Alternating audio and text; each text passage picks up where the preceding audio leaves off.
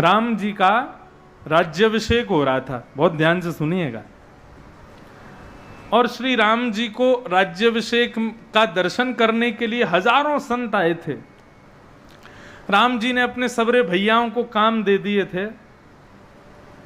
भरत जी को काम दिया कि भाई जितने भी संत आए उनको सोफा आदि जो भी तब लगे हों, सोफा तो तब होते नहीं होंगे, आसन देना सबको। शत्रुघ्न जी को काम दिया कि सबके चरण धोने हैं, और लक्ष्मण जी को काम दिया कि सबको माला पहना के तिलक करके सबको दक्षिणा देनी है।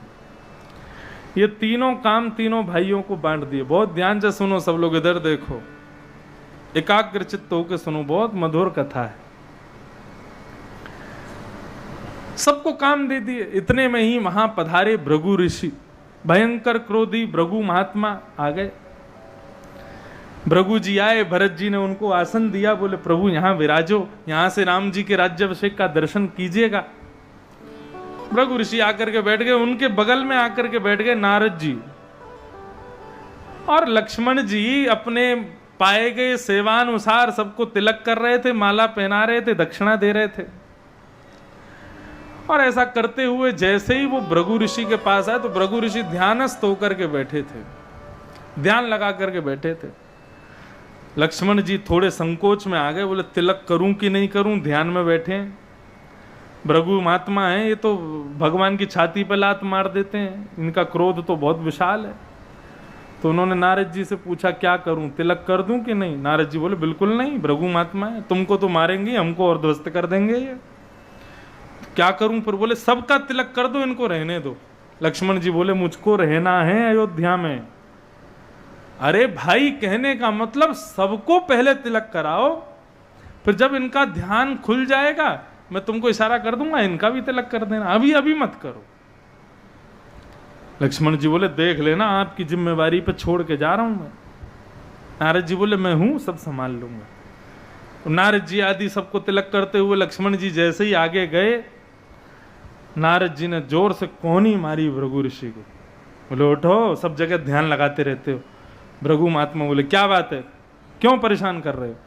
बोले परेशान नहीं कर रहा हूं, बस बताना चाह रहा हूं कि तुम्हारी गरिमा, तुम्हारी वैल्यू कितनी है देखो। भृगु ऋषि बोले क्यों। बोले सबका तिलक हो रहा है, सबको मालाएं पहनाई जा रही है मोंगरा की बढ़िया वाली, सबको दक्षिणा मिल रही है, तुमको किसी ने नहीं दिया। भृगु ऋषि ने देखा तो ना माला है, ना दक्षिणा है, ना तिलक है, और अगल बगल में बैठे हुए सबके तिलक, सबके मालाएं, सबको दक्षिणा। ताम्र वर्ण लाल पड़ गए महाराज। गुस्सा आ गया भृगु ऋषि को। क्रोध तो नाक पे ही बैठा रहता है कई लोगों के। जिन लोगों का गुस्सा बहुत भयंकर कच्चा होता है उनके लिए कई लोग कहते हैं इसका तवा बहुत पतला है, बहुत जल्दी गर्म हो जाता है कहते हैं। तो ऐसे भृगु ऋषि, उनका तो बिल्कुल ही पतला है। क्रोध में आ गए, हे रघुनंदन राम, इन संतों को क्या तुमने अपमान के लिए यहां पर बुलाया है। राम जी खड़े हो गए, महाराज आप क्यों क्रोधित हो रहे हैं, क्या हो गया, किसने अपमान कर दिया, क्या हो गया, मुझे बताइए जरा। बोले पहले ये बताओ कि तुम्हारे यहां आने वाले लोगों का क्या अपमान होना चाहिए। आप मर्यादा पुरुषोत्तम राम हैं, धर्म का स्वरूप हैं आप, आपके यहां पर संतों का अपमान हो रहा है। राम जी हाथ जोड़ के कहने लगे नहीं नहीं महाराज, आपको कोई गलत फहमी हुई होगी, बताइए क्या हुआ, किसने किया। बोले पहले ये बताओ कि तुम्हारे यहां संतों का अपमान करने वाले को दंड क्या दिया जाता है, तब बताएंगे हम। राम जी बोले मेरे धनुष बाण रखे हैं महाराज, जो भी संतों का अपमान करेगा, यदि वास्तव में अपमान किया है तो मेरा धनुष बाण यही है, मैं तुरंत प्रत्यंचा चढ़ाऊंगा, एक क्षण भी विचार नहीं करूंगा, और उसके अंग को अपने बाण से छेदित कर दूंगा, मृत्युदंड दूंगा। भृगु ऋषि हंसने लगे, बोले बड़ी बड़ी बातें कर रहे हो राम, कुछ कर नहीं पाओगे तुम। राम जी बोले आप कहने में देरी कर रहे हैं भगवान, मैं करने में देरी नहीं करूंगा। बोलिए किसने अपमान किया। भृगु ऋषि बोले तुम्हारे मैं तब तक स्वीकार नहीं करूंगा तुम्हारी बात जब तक तुम अपने किसी अति प्रिय की कसम खा के ना कहो कि मैं जिसका नाम लूंगा तुम उसको मृत्यु दंड दोगे। राम जी बोले ये तो बड़ी विडंबना है, लेकिन फिर भी आप मान जाओ, इसलिए मैं हनुमान की कसम खाता हूं। मेरा प्रिय है हनुमान कि आप जिसका नाम लोगे मैं उसको जीवित नहीं छोड़ूंगा। भृगु ऋषि बोले तो फिर सुन लो, हनुमान की दुहाई देते हुए तुम कह रहे हो तुम्हारे यहां आए हुए संतों का सबका सम्मान किया जा रहा है, सबको तिलक किया जा रहा है, सबको दक्षिणा दी जा रही है, सबको माला पहनाई जा रही है।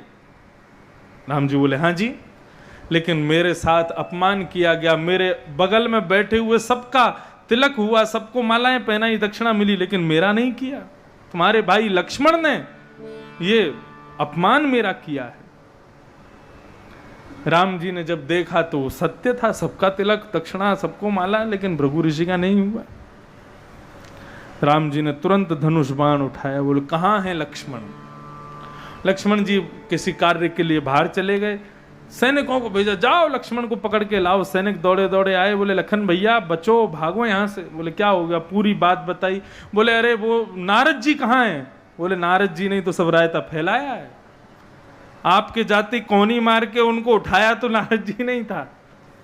बोले अब तो एक ही रक्षा कर सकते हैं। बोले कौन।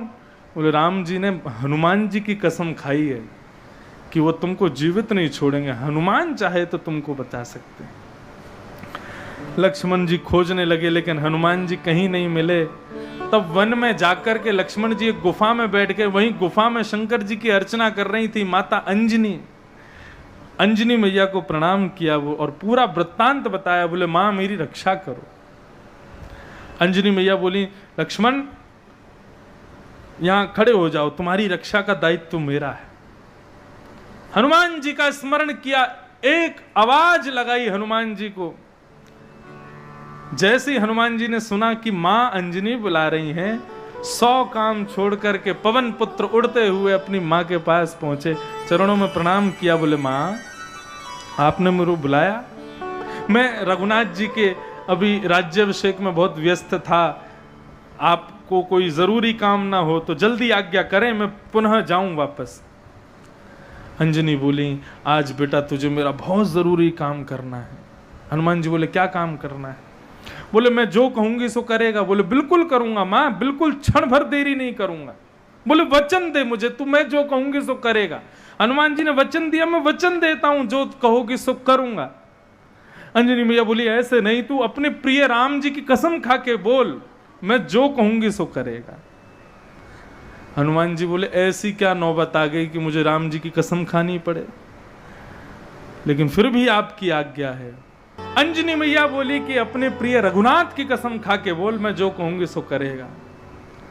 हनुमान जी ने नेत्र सजल हो गए और राम जी की कसम खाई, मां मैं कसम खाता हूं रघुनाथ की, आप जो कहोगी सो करूंगा, आज्ञा करो। अब मां ने कहा कि देखो वो लक्ष्मण छुपा हुआ खड़ा है, पूरा वृत्तांत बताया और यह भी बताया कि राम जी ने तेरी सौगंध खाई है कि वो इसको जीवित नहीं छोड़ेंगे, अब तुझे भी राम की सौगंध है, इसका बाल बांका नहीं होना चाहिए। हनुमान जी बोले मां आज बहुत तगड़ा फंसाया आपने मुझे, कसम भी उनकी जिनसे लड़ने जाना है। हनुमान जी खड़े हो गए गुफा के बाहर, सामने रघुनाथ जी पूरी सेना लेकर के आए, सामने हनुमान जी खड़े हुए हैं। राम जी बोले हनुमान मुझे पता है कि लक्ष्मण को तुमने छुपा रखा है पीछे, लेकिन ये तुम्हारे स्वामी की आज्ञा है, अपना मार्ग छोड़ दो, मुझे भीतर जाने दो, आज मैं लक्ष्मण को जीवित नहीं छोड़ूंगा। संत अपमान किया इसने। हनुमान जी बोले संत अपमान के, संत अपराध के और भी दंड हो सकते हैं रघुनाथ, मृत्यु दंड। अरे लखन जी हैं, 14 वर्षों तक आपके साथ वन में, जो लक्ष्मण जी सोए नहीं 14 साल तक, क्यों रक्षा करते थे, और बोले मैं तब सोऊंगा जब मेरे भैया के शीश पर स्वर्ण मुकुट विराज जाएगा, जब अयोध्या के आधिपत्य पर मेरे भैया विराज जाएंगे, उस दिन चैन से सोऊंगा मैं। मेरे भैया वन में विचरण कर रहे हैं और मैं सोऊं, बोले ऐसा त्यागी महात्मा लक्ष्मण, आप उसको मारने आ गए छोटे से अपराध पे। रघुनाथ जी बोले हनुमान, बात लक्ष्मण कैसा है उसकी नहीं है, बात यह है कि मैंने संत को वचन दिया है, और वचन तो दिया ही दिया है, तुम्हारी सौगंध खा करके कहा है कि मैं लक्ष्मण को जीवित नहीं छोड़ूंगा। हनुमान जी बोले तो फिर ठीक है, हम भी पवन पुत्र हैं, हम भी अंजनी के पुत्र हैं, और हम भी रघुनाथ जी के दास हैं, हमने भी आपकी सौगंध खाई है कि हम लक्ष्मण का बाल बांका होने नहीं देंगे। तो जब तक ये हनुमान जीवित खड़ा है आपके सामने, तब तक तो लक्ष्मण को आप छू नहीं सकते।